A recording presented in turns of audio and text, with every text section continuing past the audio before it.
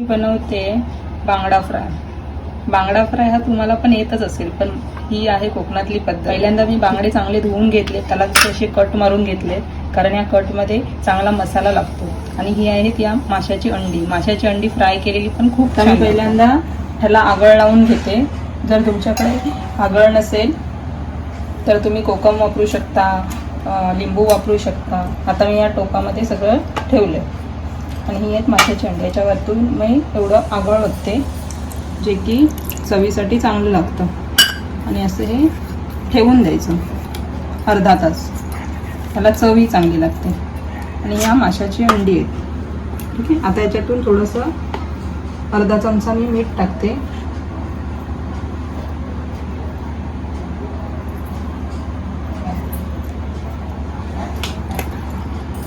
आता अर्धा तास मी हे असंच मुरायला ठेवते.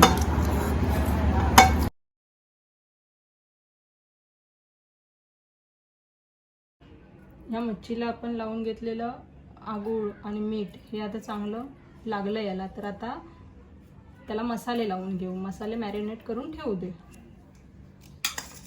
हे बघा, हे असे मी एका प्लेटमध्ये घेतले. चटणी, गरम मसाला, मालवणी मसाला आणि हळद आणि हे आगूळ, हे आता तिन्ही मिक्स करायचं. त्याच्यामध्ये थोडंसं आगूळ टाकायचं.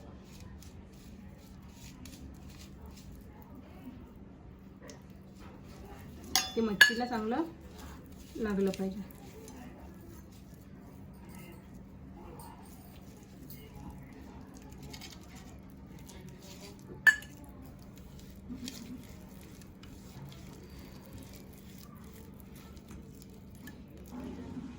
थोडं पातळ करून घ्यायचं म्हणजे लागायला पण चांगलं.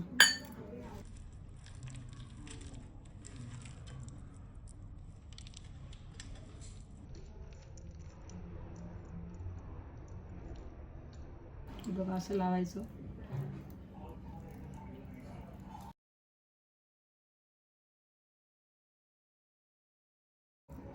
याच्यामुळे मच्छीची चवही वाढते.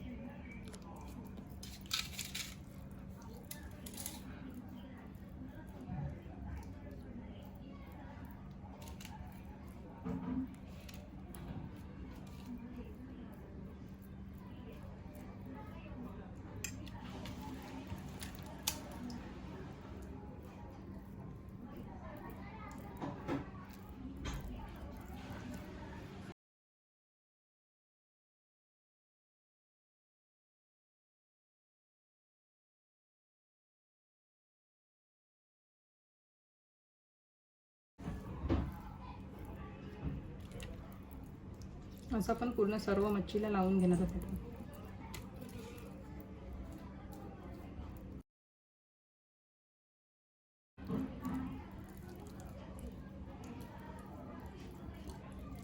तुम्ही असंही करून लावू शकता, किंवा जेव्हा रवा, थोडं तांदळाचं पीठ याच्यामध्ये पण चटणी, हळद मिक्स करून लावू शकता. तुम्हाला जसं आवडेल त्या प्रकारे तुम्ही करू शकता.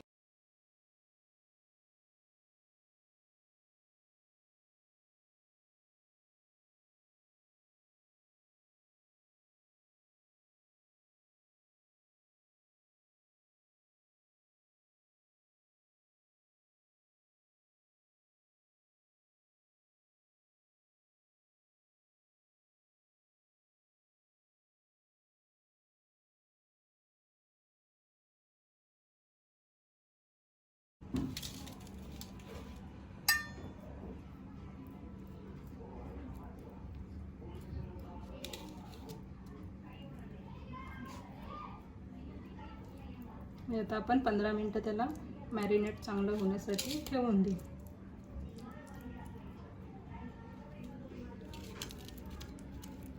मस्त असा मसाला लावून ठेवला आहे मी.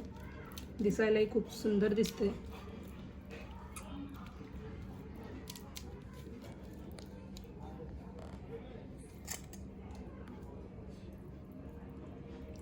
आणि ही अंडी ठेवलेली, जे की खायलाही सुंदर लागतं. त्याला पण लावून ठेवते थोडंसं. हे बांगडे चांगले आता मॅरिनेट झालेत. आता त्याला वरतून आपण फ्राय करण्यासाठी हे बघा मी घेतलं रवा आणि हे थोडं तांदळाचं पीठ आणि हे चवीनुसार मीठ. थोडंसं मीठ मी अगोदर घातलं होतं. आता हे दोन्ही मिक्स करून घेऊ. थोडा रवा टाकूया. तांदळाचं पीठ टाकल्यामुळे काय होतं की मच्छी कुरकुरीत होते, क्रंची होती. ठीक आहे, एवढं सगळं मी आता मी ह्याला मिक्स करून घेते.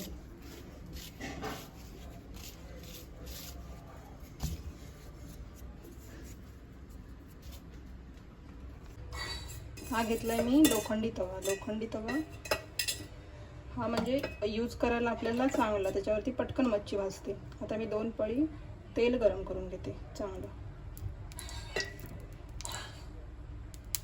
तेल चांगलं गरम झाल्याशिवाय मच्छी फ्राय करू नका. तेल चांगलं गरम होऊ दे. आता मी तोपर्यंत मच्छीला हे लावून, तर मच्छीला असं हे वरतून पीठ रवा लावून घ्यायचा.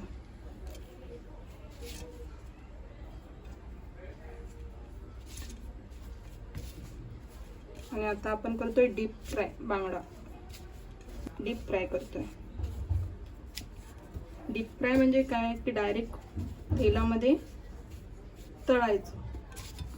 आणि फक्त फ्राय म्हणजे काय, जेव्हा जेव्हा वरतून आपण तेल टाकतो तेव्हा फ्राय. आता आपण ही मच्छी गॅस थोडा फास्ट करते,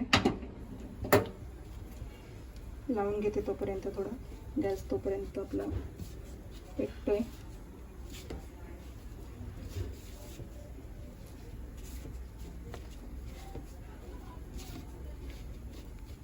डीप फ्राय मच्छी मला खायला खूप आवडते.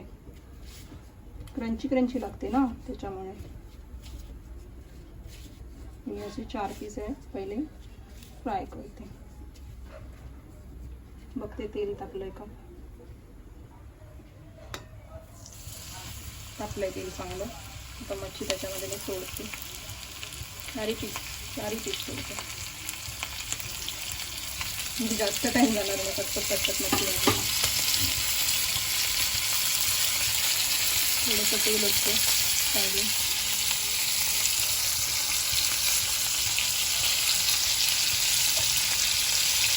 कसं वाटतं मच्छी केलेली? वाटतं तुम्हालाही खायला पाहिजे असं वाटतं ना. मी पण करून बघा.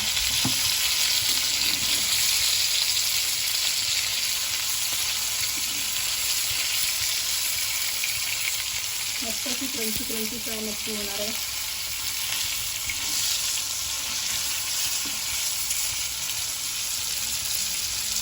वास पण मस्त यायला लागला. असं वाटतं आत्ताच खावं, पण आता नाही खाऊ शकत.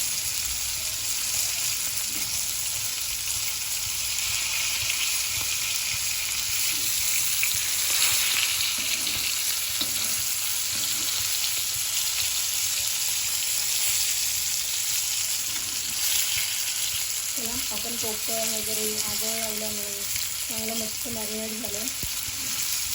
परतून घेत थोडं. बघा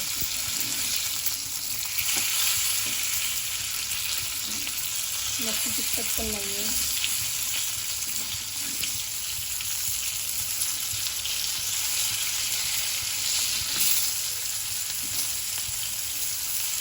हे मी पहिल्यांदाच करते. मच्छी फ्राय करायचा चिलटा असतो, त्याने पण तुम्ही करू शकता.